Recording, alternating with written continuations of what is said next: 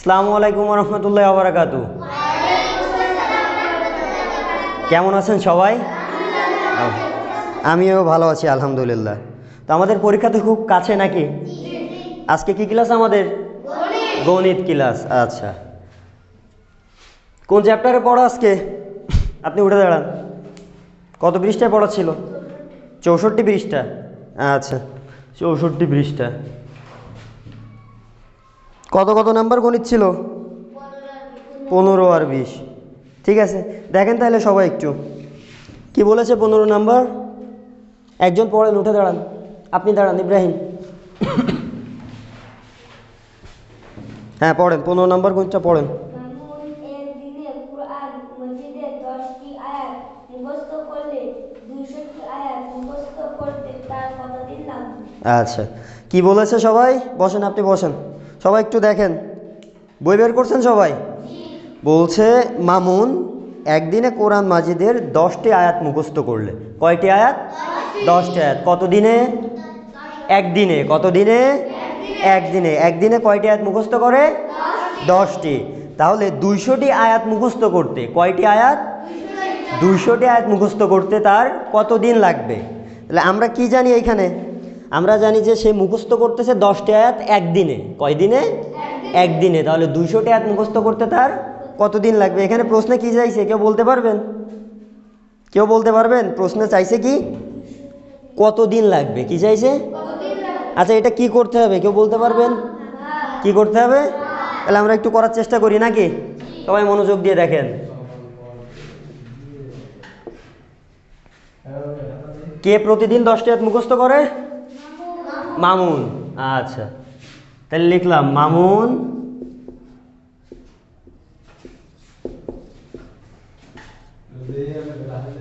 একদিনে মুখস্থ করে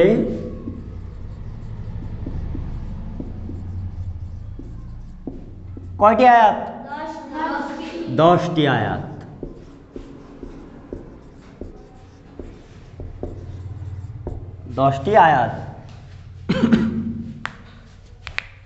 আমাদের কাছে উত্তর কি চাইছিল? কয়দিন লাগবে, তাই না? কতদিন লাগবে?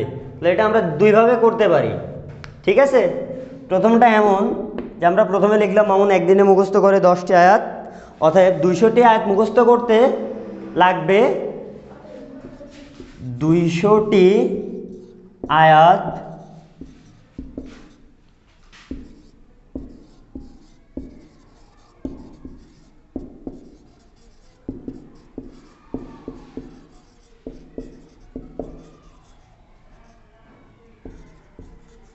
সময় লাগবে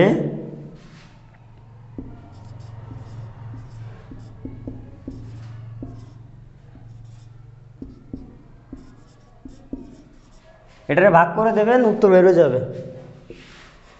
সবাই একটু আমার সাথে সাথে ভাগটা করেন। 10 ভাগ কত? 200। আচ্ছা, 10 কি 2-এর ভিতর যায়? 10 2-এর ভিতর যায় না। তাহলে কত ধরবো? 20 করে দিই। 20-এর ভিতর কয়বার যায় 10? 2 বার। 2 এখানে বসে দিলাম 20। আচ্ছা, তাহলে তো এখানে শূন্য হয়ে গেল। আচ্ছা বলেন তো, এই শূন্যর কি কোনো কাজ আছে? হ্যাঁ আছে। কি কাজ আছে? এখানে যদি শূন্য থাকে ফাঁকা, তাহলে এখানে একটা শূন্য বসে আর নিচে একটা শূন্য বসে। করেছি এভাবে আমরা। তাহলে কয়দিন লাগলো 200টি আয়াত মুখস্থ করতে? 20 দিন। এটার উত্তর লিখে শেষ করে দিব।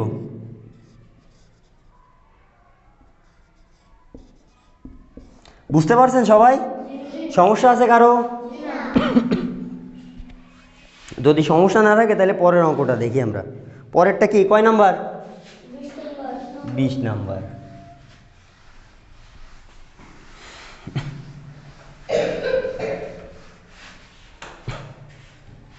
20 নাম্বার কি বলছে? মেয়েদের ভিতর থেকে একজন ওঠেন। আপনি ওঠেন, নুসরাত এনেন পড়েন, এটা পড়েন 20 নাম্বার। বন্যায় ক্ষতিগ্রস্ত 20 পরিবারকে 500 টাকা করে সাহায্য করতে চাইলে মোট কত টাকা লাগবে? কি বলেছে? বন্যায় ক্ষতিগ্রস্ত। কিসে ক্ষতিগ্রস্ত? বন্যায় ক্ষতিগ্রস্ত। কতটি পরিবার?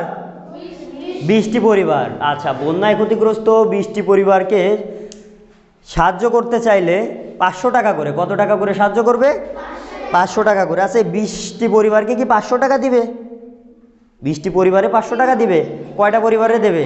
একটা। তাহলে বলতেছে বন্যায় ক্ষতিগ্রস্ত 20 পরিবারকে 500 টাকা করে সাহায্য করতে গেলে কত টাকার প্রয়োজন হবে? সাহায্য করতে গেলে কত টাকার প্রয়োজন হবে? আচ্ছা, আমরা একটু দেখি এটা কি করতে হবে? গুণ করতে হবে। একটা পরিবারকে কয় টাকা দেয়? 500 টাকা। তাহলে আমরা কয় নাম্বার, এটা 20 নাম্বার লেখি। একটি পরিবারকে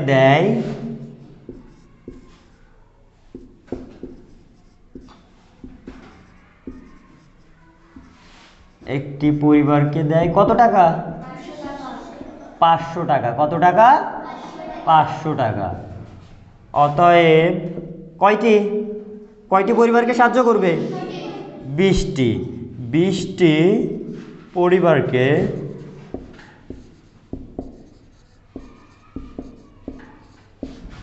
দেয়, কি হবে এটা? ভাগ হবে না? গুণ হবে। আচ্ছা, 500 গণিত কত? 10, 20। 500 গণিত 20 টাকা লিখে দিই এখানে। এটাকে গুণ করতে পারবেন আপনারা? সবাই পারবেন? করেন তো তাহলে আমার সাথে সাথে একটু। আপনারা বলবেন, আমি করব। হ্যাঁ, বলেন। 500 গণিত কত? 20। এটাকে গুণ করেন। এখানে কত আছে? 0। 0 দিয়ে এই তিনটারে কি করলে কি হবে? 0ই হবে। তাহলে করে ফেলি। 0 দিয়ে 0 গুণ করলে 0, আবার 0। 0-র সাথে 5 গুণ করলে কত হয়? 5। 0 হবে। আচ্ছা, যখন একটা অঙ্ক করা শেষ হয়ে যায়, একটা সংখ্যা দিয়ে করা শেষ হয়ে গেলে পরের নিচের ঘরে কি হয়?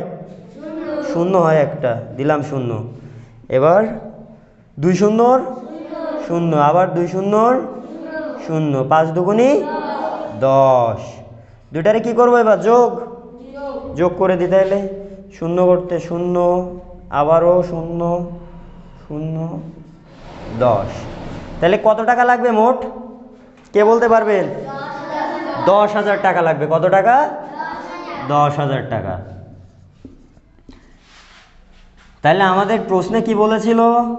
যে একটা পরিবারকে যদি 500 টাকা দেই, তাহলে 20টা পরিবারকে সাহায্য করতে কত টাকা লাগবে, তাই না? তাহলে আমরা কি পাইছি উত্তর? কত টাকা লাগবে? 10,000 টাকা। আচ্ছা, আমরা আজকে আরেকটা নতুন অঙ্ক করি। হ্যাঁ, বসেন নুসরাত, বসেন।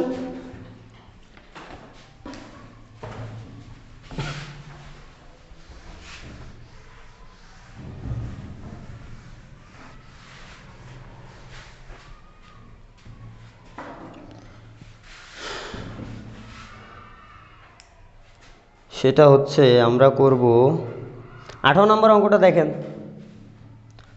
18 নম্বর কি বলছে, আমি পড়ি নাকি? আচ্ছা, তোমার পিতার বয়স 40 বছর। কত বছর? যদি তোমার বয়স 12 বছর হয়, তাহলে তোমার ও তোমার পিতার বয়সের পার্থক্য কত? তোমার ও তোমার পিতার বয়সের পার্থক্য কত? আচ্ছা, যখন পার্থক্য বলে তখন কি করতে হয়? কেউ বলতে পারবেন? কি করতে হয়? বিয়োগ করতে হয়। যখন মোট বলে তখন যোগ করতে হয়। আচ্ছা, তাহলে এখানে কি বলছে? এখানে বলছে তোমার পিতার বয়স 40 বছর। কত বছর? 40 বছর। আচ্ছা, এখন তোমার বয়স 12 বছর হলে, তোমার বয়স 12 বছর হলে তোমার ও তোমার পিতার বয়সের পার্থক্য কত? আচ্ছা, এরা তো এখানে সহজে বলতে পারতো যে তোমার বয়স 12 বছর হলে তোমার পিতার বয়স 40 বছর। তোমার বয়স 12 বছর হলে তোমার পিতার বয়স কত? তাহলে আমরা কি করতাম? 40-তে 12রে বিয়োগ করে দিতাম, তাই না? দিলে তো পিতার বয়স বেরোয় যেত। এরা কিন্তু একই কথাই বলেছে, একটু ঘুরায়। সেটা দেখেন, এরা বলছে যে তোমার পিতার বয়স 40 বছর, তোমার বয়স 12 বছর। তাহলে তোমার ও তোমার পিতার বয়সের পার্থক্য কত? তোমার ও তোমার পিতার বয়সের পার্থক্য কত? আচ্ছা, দেখি, এটাও সহজ অঙ্কই, ঠিক আছে? একই অঙ্ক, শুধু কথাটা একটু ঘোরানো। তো প্রথমে কি বলছিল? পিতার বয়স কত? পিতার বয়স 40 বছর। আচ্ছা, আর পুত্রের বয়স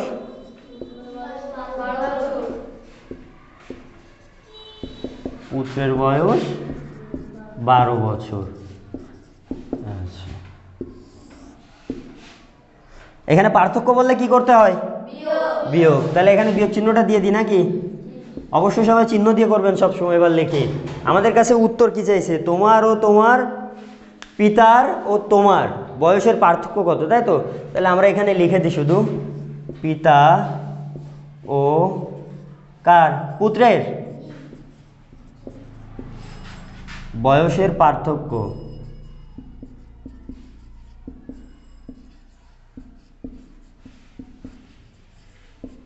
পিতা ও পুত্রের বয়সের পার্থক্য, এই দুটোরে কি করতে হবে?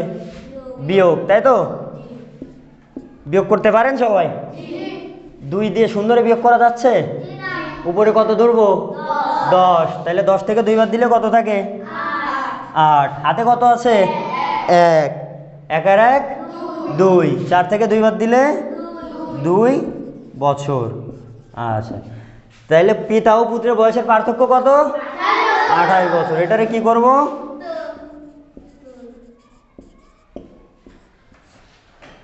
উত্তর। ঠিক আছে, তাহলে এই পর্যন্তই আজকে। সবাই বুঝতে পারছেন এটা? কারো কোনো সমস্যা নেই তো? আচ্ছা, তাহলে সবাই খাতায় উঠাই নেন।